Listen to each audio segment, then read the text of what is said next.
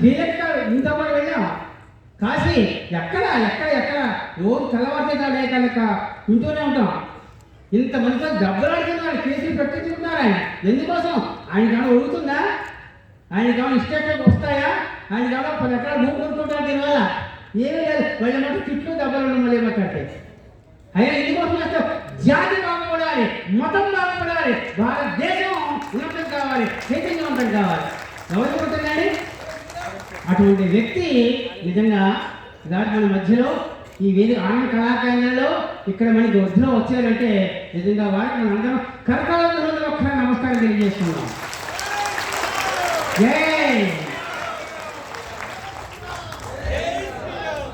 హిందూ ధర్మ ప్రతిష్టాత వారికి ఆశీర్వచనం ఇస్తూ నేను వెళ్ళు సెలవు 5ంటికి వచ్చాను, అందువల్ల సెలవు తీసుకుంటాను. హిందూ ధర్మ ప్రతిష్టాత, హిందూ ధర్మాన్ని మళ్ళీ మళ్ళీ మళ్ళీ నిరంతరం అలా కాపాడుకోవాలని ఒక దీపం వెలిగించామంటే గాలు వస్తూనే ఉంటాయి, చెడు గాలు వస్తూ ఉంటాయి, మంచి గాలు వస్తూ ఉంటాయి. ఈ గాలి చెడు గాలే ఎక్కువ వస్తున్నాయి.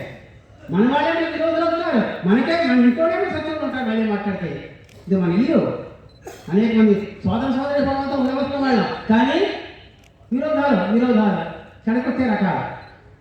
ఆ విషయంలో నిరంతరం జాగ్రత్తతోటి హిందూ ధర్మాన్ని మహాత్మ ఏం పెట్టిందండి? అప్పుడు హిందూ ధర్మ ప్రతిష్టాత. అయితే హిందూ ధర్మాన్ని నిలబెట్టాలంటే ధర్మాలు తెలియాలి, ధర్మం ఏదో అధర్మం ఏదో తెలియాలి. ఆ రెండు దశ మహావ్యక్తే ఈ వ్యక్తి.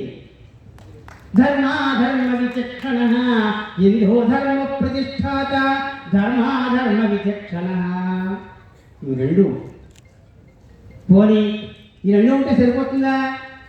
పరమేశ్వర అనుగ్రహం ఉండాలి, బలం ఉండాలి, శక్తి ఉండాలి. ఈయనకి ఆరోగ్యమే మహాభాగ్యం. ఆరోగ్యమే భాగ్యశ్రీ, ఆరోగ్యమే భాగ్యశ్రీ.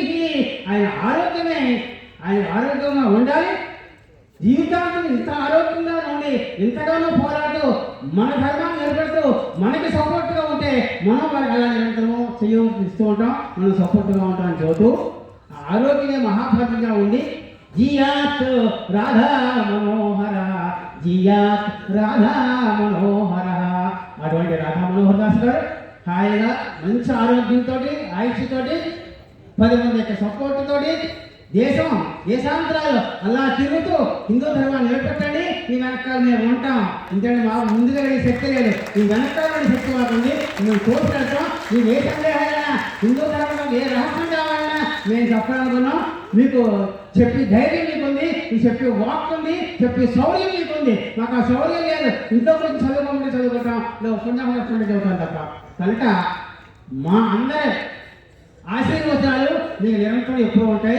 ముందుకు వెళ్ళండి, ఈ వెనకాల ఉంటామని చెబుతూ నాకు అవకాశం ఇచ్చినందుకు గాను ఉదయ భాస్కర్ గారికి ఇతర పెద్దలకి కూడా ధన్యవాదాలు తెలియజేసుకుంటూ నేను ఇక్కడ రావాల్సిన వాళ్ళు కాదు. ఇవాళ ప్రోగ్రాం ఉంది, రేపు పొద్దున బెంగళూరు వెళ్ళాలి. రాధా మనోహర్ దాస్ గారు ఎంతో నా ఎందుకు ప్రేమతో మా ఇంటికి వచ్చి చాలా మా బొమ్మలో పెట్టి ఓ పాంపడిచి వెళ్ళారు. అంత చేసిన వారు చూడగానే ఖాళీ అలాగే వస్తాను. ఈ ఊళ్ళో ఏ మంచి ప్రోగ్రామే ఖాళీ వస్తాను. ఇంత బాగా చేసిన ఈ మహానుభావుడే రానా ఈ దగ్గర నుంచి చూశాను. కాశీలో 10 రోజులు కూడా పొద్దున్న నుంచి సాయంత్రం అలాగే కూర్చునేవారండి.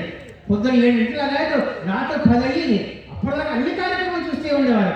హిందూ ధర్మం ఇంత వ్యక్తిగా ఈ మహానుభావుని మనం నిలబెట్టుకోకపోతే, మనం సపోర్ట్ ఇవ్వకపోతే మన బ్రతుకుల వ్యర్థం. మనకి ఎంత ఏదున్నా అనవసరం. కనుక మీరు సపోర్ట్ చేద్దాం. మీరు ఆయుష్మాన్ భవ, ఆరోగ్యవాన్ భవ, వర్ధస్వాన్ ఆశీర్వాదం కలుగుతూ స్వస్తి సేవ తీసుకుంటాను. ధన్యవాదాలు గురుగారు. భాస్కర్ గారు ఎలా తిరగండి. గురుగారిని భాస్కర్ గారు అలాగే రాధా మనోహర్ దాస్ స్వామి గారు స్వాగత సన్మానం చేస్తారు.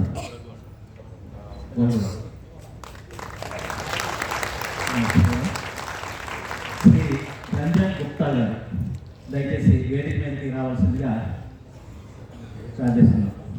శ్రీ రంజన్ గుప్తా గారు అలాగే సదాశివం గారు మన మధ్యలో వస్తారు. సదాశివం గారు కూడా మన వేదిక మీదకి వస్తారు. సార్ ఎలా చూడండి సార్, సార్ ఒకసారి ఎలా చూడండి సార్.